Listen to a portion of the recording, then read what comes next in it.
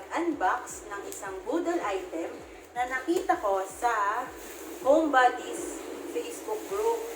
Ito yung Deerma Handheld Mite Vacuum Cleaner na may UV lamp. So, for anything else, mag-focus muna tayo ng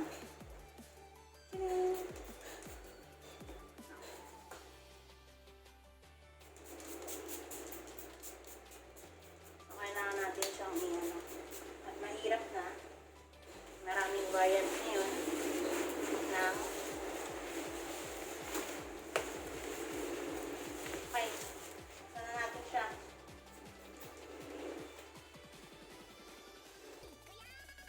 So ito ay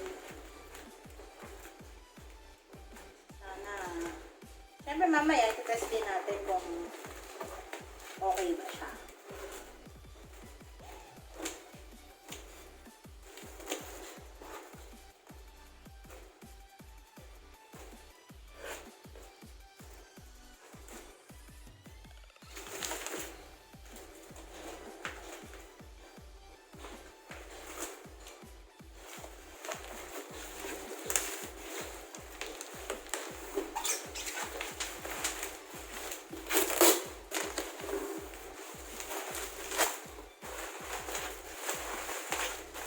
Catch.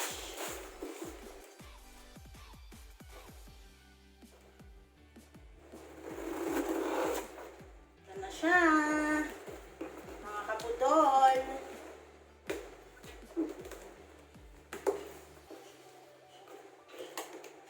Mga kabudol. Okay pa ba kayo dyan? Medyo matagal mag-unbox. Yan na siya. Tanayin!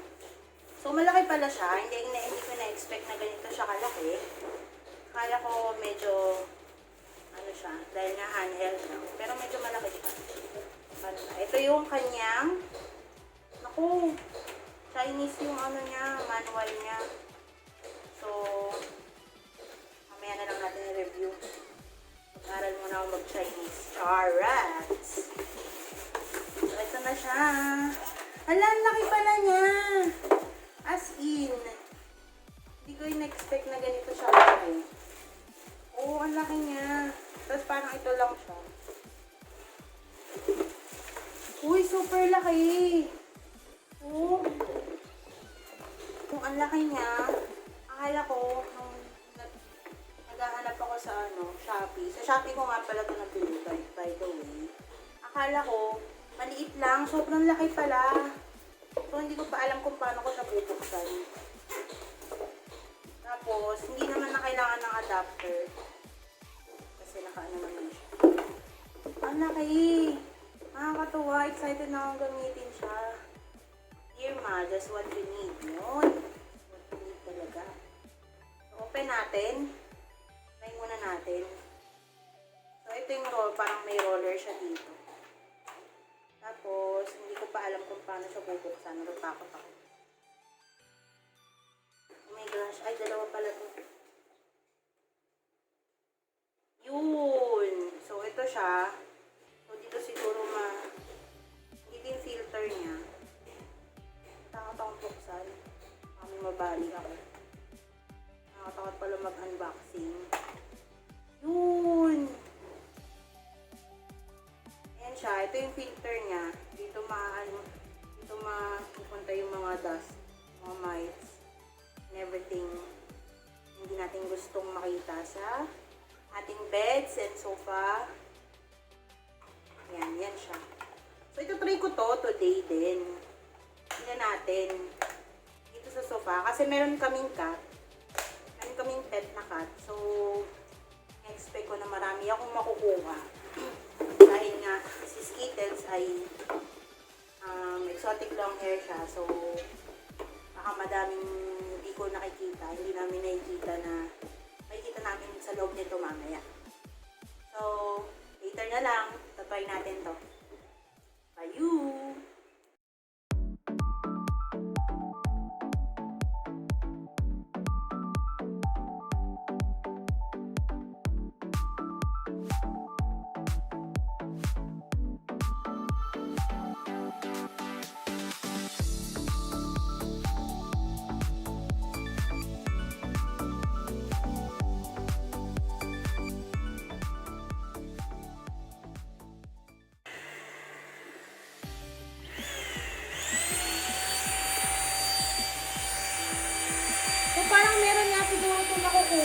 Kasi dati, kunting lapag ko lang nung unan, parang may makikita dito din pag umaga sobrang liwanag.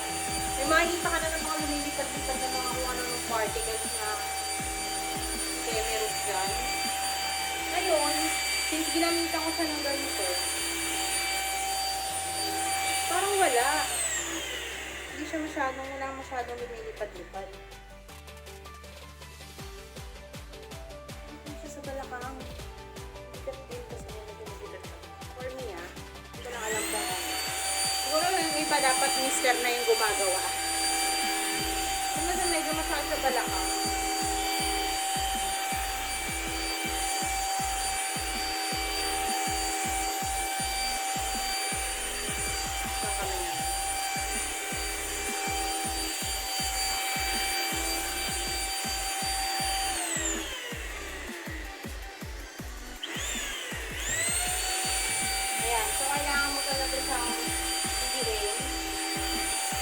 Kasi namamatay yung UV light. Tapos, ito yung lakas ng takto nito. So, later na ulit tayo sa mga demo. Dito naman tayo sa isang aking sofa.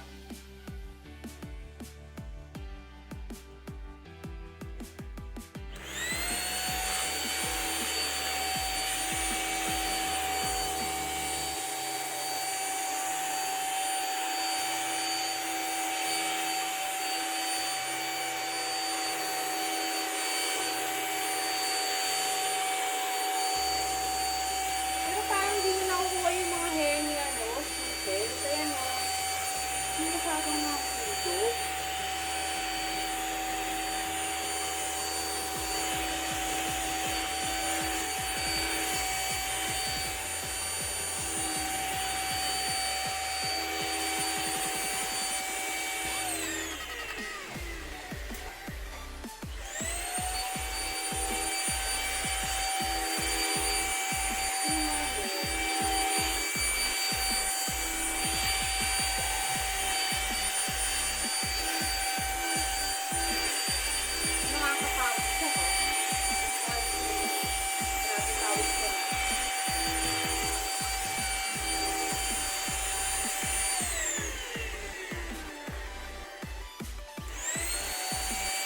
So yan, kailangan flat siya talaga.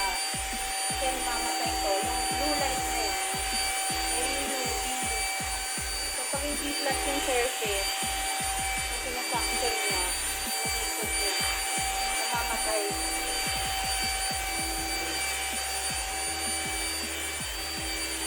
Pero maganda sa kanya kasi mahaba yung cord niya. So, tama na ano ko siya talaga na lang siya. Mahaba yung cord niya eh. Kasi may mga narinig din kasi ako. Nawala. May bigas dito kanina. Nawala. May mga nabasa din kasi ako na yung mga cordless daw, hindi masyadong malakas yung higop. So, gusto ko sana ng cordless. Pero, ayun nga, may mga nag-review sa ibang products na pag cordless daw, medyo manhina yung higop niya.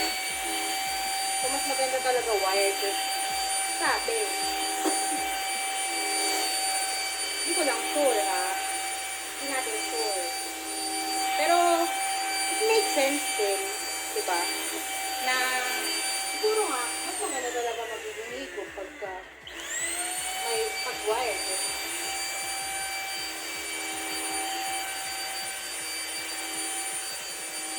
Pero makikita mo naman kasi yung suction power nito eh. Pag bibili ka sa Shopee, pag binasa mo yung details ng info ng item, ng product, makikita mo meron. Ito kasi 13,000 yung suction power na. Okay, sige, mamaya na lang ulit. Mga kabudol, ito na po yung ating filter. Bali, ang nalinis ko ay isang L-shape na sofa lang.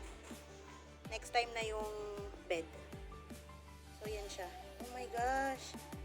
Yan. Ang dami. So, akala ko nalinis ko na siya kaninang umaga. Eh, biglang dumating yung delivery. So, tinry namin siya. Yan siya. Ganyan kadami yung nakuha namin. So, wait lang. Kukunin ko muna yung brush. May brush kasing kasama.